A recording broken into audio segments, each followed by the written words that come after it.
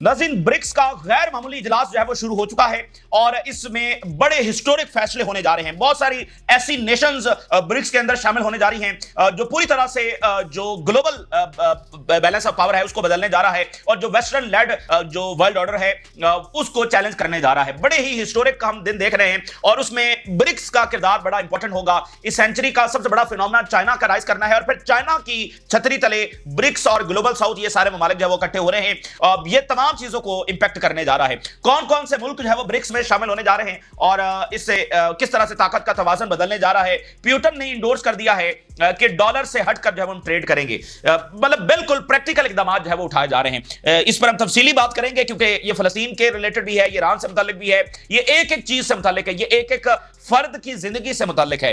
अच्छा, दूसरी तरफ बात यह है कि इजरायली फौजियों के हवाले से ये खबरें सामने आ रही हैं कि इजरायली फौजियों ने अपनी जानें खुद ली हैं। नए वाकयात रिपोर्ट हुए हैं और इजराइल के अंदर साइकोलॉजिकल प्रॉब्लम्स, डिवीजन्स और माल वो तेजी के साथ गिर रहा है और उनको ये अंदाजा हो रहा है। अब देखिए, थाउजेंड्स की तादाद में वो माइग्रेट कर रहे हैं और साइप्रस जा रहे हैं और ईरान जा रहे हैं। अब इजरायली फौजियों ने खुद अपनी जानें ली हैं। नए वाकयात रिपोर्ट हुए हैं और नेतन्याहू और आर्मी चीफ के दरमियान जो फड्डा है वो बहुत बढ़ गया है। आर्मी ने नेतन्याहू से पूछे बगैर जो 50,000 हरीदी हैं उनको कॉल कर लिया है कि वो आए और फौज में भर्ती हों और हरीदी फौज में भर्ती नहीं हो सकते और वो नेतन्याहू की गवर्नमेंट किसी भी वक्त गिरा सकते हैं। इससे पहले भी जो ईरान जंग से पहले जो मामला चला था वो इसी वजह से था और आखिरी वक्त में जो हरीदी पार्टी है वो विड्रॉ कर गई थी और उसने नेतन्याहू की गवर्नमेंट को बचा दिया था इस प्रॉमिस पर कि ये लॉ आगे नहीं बढ़ेगा। अब आर्मी ने हरीदी को बुला लिया है और हरीदी को क्यों बुलाया है? क्योंकि फौज में कमी है। और सवाल यह है कि फौज में क्यों कमी है? तो वो जो गजा में जो जंग लड़ी गई है, जो इनकी वहां पर बहुत बड़ी तादाद में कैजुअलिटीज हुई हैं, जो हिजबुल्लाह के साथ जंग लड़ी गई है, तो उस वजह से इनकी फौज कम पड़ गई है और तितर बितर हो गई है और अब ये इतने बड़े नंबर्स में हरीदी को भर्ती कर रहे हैं। इसी दरमियान ईरान ने इनके जो साइंटिफिक इंस्टीट्यूशंस हैं उनकी बिल्डिंग्स को किस तरह से हिट किया है, आज नई रिपोर्ट सामने आई है और फ्रांस और ईरान के दरमियान राब्ता हुआ है। ये तमाम तफसीलात आपके सामने रखेंगे। नाज़रीन, ब्रिक्स से अगर हम आगाज करें तो ब्रिक्स का जो इजलास है वो शुरू हो चुका है और उसमें बताया जा रहा है कि नई मेंबरशिप होने जा रही है। अच्छा, और उसके इफ्तिताई इजलास से प्यूटन का जो वीडियो मैसेज है वो वहां पर चला गया है और प्यूटन जो है वो शिरकत नहीं कर रहे। ब्राजील के अंदर ये हो रही है लेकिन बहुत सारे सरबराहान जो वो शिरकत कर रहे हैं, लेकिन प्यूटन और प्रेसिडेंट शी वो शरीक नहीं हो रहे, बल्कि दोनों मुल्कों के जो फॉरेन मिनिस्टर्स हैं वो शरीक हो रहे हैं और उन्होंने इस बात को बड़ा खुलकर इंडोर्स कर दिया है कि डॉलर से हटकर हम ट्रेड करेंगे। देखें, जो अमेरिकी ऑर्डर है, अमेरिकी एम्पायर है, उसकी आखिरी चीज क्या है? देखें, सैंक्शंस फेल हो गई, मिलिटरीली यूक्रेन में वो हार चुके हैं, ईरान के खिलाफ वो हारे हैं, ठीक है ना। मिलिटरीली उनको कन्फ्रंट किया जा सकता है तो उनका डॉलर जो है वो उनके एम्पायर की सबसे बड़ी अलामत है। तो डॉलर अगर उसको रिप्लेस कर लिया जाता है तो फिर अमेरिकन एम्पायर जो रिप्लेस हो जाएगा। ये सेंचुरी का सबसे बड़ा वाकया होगा। तो प्यूटन ने ऑफिशियली इस बात को इंडोर्स किया है कि हम डॉलर से हटकर ट्रेड करेंगे। अच्छा, मैं आपको बताऊंगा इनके ये जो हम वर्ल्ड ऑर्डर की बात करते रहते हैं ना, वर्ल्ड ऑर्डर जो है ना वो बेसिकली हर एक चीज को इंपैक्ट करता है, वो एक एक फर्द की जिंदगी को इंपैक्ट करता है। क्योंकि जब आप वर्ल्ड ऑर्डर बदलेंगे तो जैसे आप वेस्टर्न वर्ल्ड ऑर्डर बदलेंगे तो आप देखिए हमारे जो सारे तनाज़ात हैं, ये जो सारी जंगें हैं, ये कौन सी जंगें हैं? साउथ एशिया में बॉर्डर इश्यूज देख लें, फलस्तीन का मसला देख लें, ऑयल के सारे मसले देख लें, अफ्रीका में देख रहे हैं। तो ये सारे नक्शे किसने बनाए हैं? ये वेस्टर्न लेड वर्ल्ड ऑर्डर ने बनाए हैं। तो ये एक एक फर्द का मामला है, ये एक एक मुल्क का मामला है। अगर वर्ल्ड ऑर्डर बदलेगा तो इकोनॉमीज बदलेंगी, आजादी होगी, बहुत कुछ दुनिया में बदलेगा। और मैं आपको बताऊं कि पिछले 500 साल अगर हम उठाकर देखते हैं तो वेस्ट ने जो इमर्ज किया है और दुनिया को कॉलोनाइज किया है, तो पिछले 500 साल इंसानियत ने बड़ी मुश्किल के अंदर गुजारे। अगर आप इस चीज को नोट करें, ये ऑर्डर सिर्फ पिछली आलमी जंग का नहीं है। देखिए, ये तो 400 साल से आप कह लें कि ये जो वेस्टर्न वर्ल्ड जो उसने कॉलोनीज बनाई हैं अफ्रीका में, मिडिल ईस्ट में, साउथ एशिया में, साउथ ईस्ट एशिया में, ईस्ट एशिया में, ये तो इंसानियत उनको भुगत रही है। ये असल में वो 400 साल का जो वर्ल्ड ऑर्डर है उसका ये इख्तिताम होने जा रहा है। मशरिक जो है वो उसको अब टक्कर देने जा रहा है। चाइना खुद कॉलोनाइज हुआ है ना। इस वक्त जो ग्लोबल साउथ जिसको हम कहते हैं, जो इस्तेलाह इस्तेमाल हो रही है, वो ग्लोबल साउथ का सरबराह कौन है? चाइना है। और चाइना खुद कॉलोनी रहा है बरतानिया की। तो असल में ये बात यह है कि जो कई 100 सालों से जो दुनिया गुलामी के अंदर है उसका अब इख्तिताम जो है वो होने जा रहा है। इसलिए ये कोई मामूली वाकया नहीं है जो हम देख रहे हैं। और फलस्तीन में जो कुछ हो रहा है ये भी वेस्टर्न लेड वर्ल्ड ऑर्डर की वजह से, और ईरान के ऊपर आज वो हमला कर रहे हैं और उनके डबल स्टैंडर्ड्स देखें, तो इसलिए ये इन कौमों के लिए नागुज़ीर हो चुका है कि वो नए वर्ल्ड ऑर्डर की तरफ बढ़े। तो बड़ी गैर मामूली चीजें मैं आपके सामने रखने जा रहा हूं। BRICS summit kicks off in Rio with expanded membership and global goals.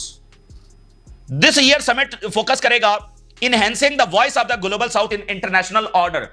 Global south जो है वो इमर्ज करके सामने आएगा, मजीद मजबूत होगा और मेंबरशिप जो है वो इंक्रीज की जाएगी। और आपको अंदाजा है कि किसकी मेंबरशिप के बारे में बात हो रही है। एक तो मलेशिया है, थाईलैंड है, ठीक है, और उसके साथ टर्की और अजरबैजान, ये ब्रिक्स के अंदर शामिल हो सकते हैं। अब आप देखें कि अजरबैजान में फिर वो प्ले करने की कोशिश कर रहे हैं। अब नोट करें, यानी मलेशिया और थाईलैंड को उन्होंने एनवीडिया की जो चिप्स हैं वो रिस्ट्रिक्ट करने का ऐलान किया है। और अजरबैजान और रशिया के अच्छे ताल्लुकात थे, अचानक से खराबी आ गई। किसने खराबी पैदा की? और चूंकि अजरबैजान ब्रिक्स में शामिल होने जा रहा था, ठीक है ना, तो यानी कि ये बहुत इंपॉर्टेंट होगा। अजरबैजान और टर्की जो है वो बहुत इंपॉर्टेंट होगा, खासकर टर्की। और टर्की पहला मुल्क होगा जो नेटो का मेंबर भी है और इधर शामिल होगा। और इसीलिए अब अमेरिका के लिए बड़ा नागुज़ीर हो गया है कि वो टर्की को F-35 दे, क्योंकि टर्की फिर दूसरे कैंप में जा रहा है। तो इसलिए मिडिल ईस्ट में जो उनके ये इजराइल के इल्यूजन्स है ना कि बस हम ही है जो मौने करेंगे, ऐसा चल नहीं सकता है। इस वक्त मिडिल ईस्ट जो है वो उसके पास दूसरा ऑप्शन आ गया है। इस दुनिया में सबसे बड़ी तब्दीली ही यह है कि दूसरा ऑप्शन दुनिया के पास आ गया है टेक्नोलॉजी के हवाले से। अब आप जरा अंदाजा करें, अभी चीन से खबर यह है कि चीन ने डायबिटीज का इलाज तलाश कर लिया है। पहली वुमन जो है वो उन्होंने रिकवर की है। अब ये कितनी बड़ी बात है। देखिए, सारी दवाइयां तो वेस्ट से बनती हैं, तो अब वो दवाइयां हो, अब वो टेक्नोलॉजी हो, अब वो एक एक चीज जो है वो चाइना उसको बना रहा है। इनोवेशंस की हब वो बन चुके हैं। तो ये यानी कि इमरजेंस हो रही है।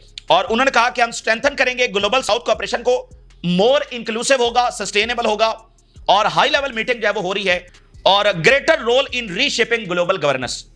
और प्यूटन की स्टेटमेंट देखिए, जो वीडियो बयान चला गया, it is important to strengthen cooperation in the BRICS group and use national currencies. ये बहुत बड़ा ऐलान है, ये तारीखी ऐलान है। देखें, आगे चलकर दुनिया ये भी हो सकती है कि ब्रिक्स आपस में ट्रेड कर रहा हो, यानी जैसे टेरिफ वॉर ये सारा चल रहा है, तो ये आपस में टेक्नोलॉजी, यानी एक दूसरे के ऊपर डिपेंडेंट हो, वेस्ट के ऊपर वो डिपेंडेंट ही ना हो।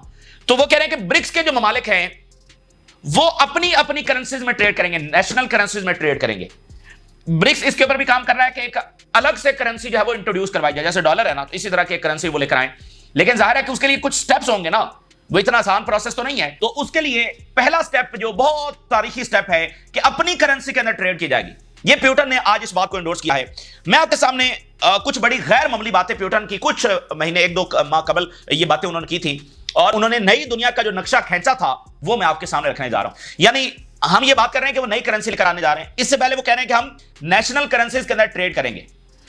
वो सोचकर बैठे हुए Iran, north Korea, Venezuela, Brazil, China, Russia, global south के दीगर मालिक, ये एक प्लान तैयार करके बैठे हुए हैं कि हमारी मंजिल क्या है, उसके लिए ये स्टेप्स उठा रहे हैं। और मैं आपको बता दूं कि वो सब कुछ बदलने जा रहा है। यानी ईस्ट जो है वो कई 100 साल के बाद आजाद होने जा रहा है, दुनिया को निजात मिलने जा रही है वेस्टर्न कॉलोनियल ऑर्डर से।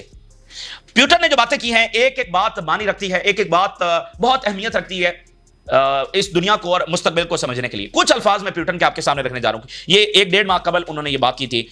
उन्होंने कहा कि रशिया और चाइना जो हैं, हम कोई वर्ल्ड ऑर्डर क्रिएट नहीं कर रहे हैं, we are just formalising it, it's emerging naturally. ये एक नेचुरल फिनोमेना है। और जैसे आता है ना कि हम कौमों में इक़्तिदार बदलते रहते हैं, तो ये एक नेचुरल फिनोमेना है। हम तो सिर्फ उसको फॉर्मलाइज कर रहे हैं, यानी हम तो उसको उसके दायरा कार तय कर रहे हैं, उसको फॉर्मलाइज कर रहे हैं, उसको एक शेप दे रहे हैं। बड़े सादा अल्फाज में बड़ी उन्होंने गैर मामूली बातें की हैं। It's like a sunrise, you can not stop it. ये न्यू वर्ल्ड ऑर्डर का आना ऐसे ही है कि जैसे सूरज तलू हो रहा है और तुम इसको रोक नहीं सकते हो। We are clearing the way for it, हम तो इसके लिए रास्ता बना रहे हैं, यानी एक नेचुरल प्रोसेस हो रहा है, ठीक है ना, और हम सिर्फ उसके लिए रास्ता क्लियर कर रहे हैं। So the process unfolds.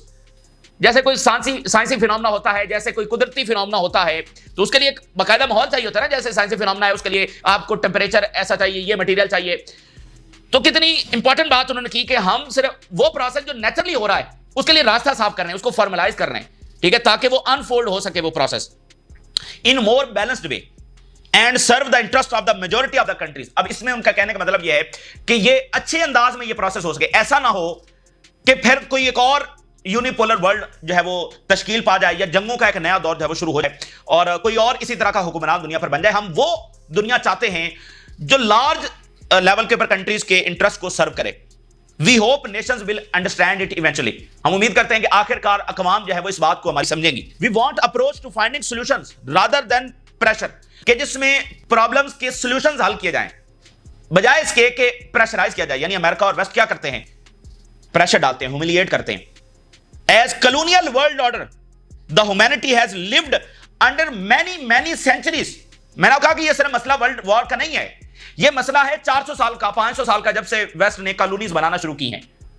ये हम तब से दुनिया जो है वो गुलामी के अंदर है। तो प्यूटन ने वो बात की है कि कई सेंचुरी से, मैनी सेंचुरी से ह्यूमैनिटी जो है वो वेस्टर्न कॉलोनियल ऑर्डर के अंदर जी रही है, हम उसको निकाल रहे हैं, ठीक है ना। और प्रोसेस उन्होंने बताया कि ये कैसे हो रहा है और ये होकर रहेगा। ये चढ़ता हुआ सूरज है जिसको कोई रोक नहीं सकता। तो ये वर्ल्ड ऑर्डर की लड़ाई है और ये कई 100 साल की लड़ाई है।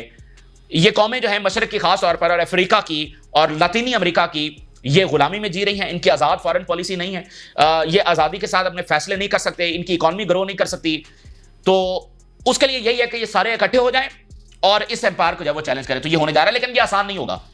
ये बहुत बड़ी जंगों से मामला जब होकर गुजरेगा। इसी बात की तरफ प्यूटन जब इशारा कर रहे हैं, तो यहां पर इजराइल जो सोच रहा है कि उसको ये अचीव होने वाला नहीं है। यानी ईरान अकेला नहीं है, ईरान के साथ पूरा ग्लोबल साउथ खड़ा है और पूरा ब्रिक्स खड़ा हुआ है, क्योंकि वो खुद इस बात को कह रहे हैं कि एक एक को वो निशाना बनाने के लिए आएंगे। तो वो इस तरह से एक एक को निशाना बनने नहीं देंगे। ये इंपॉर्टेंट बात है। वक्त की ताजा तरीन सूरत हाल है जो आपके साथ शेयर किया आपने। राज लगा करें इजाज़त। अल्लाह।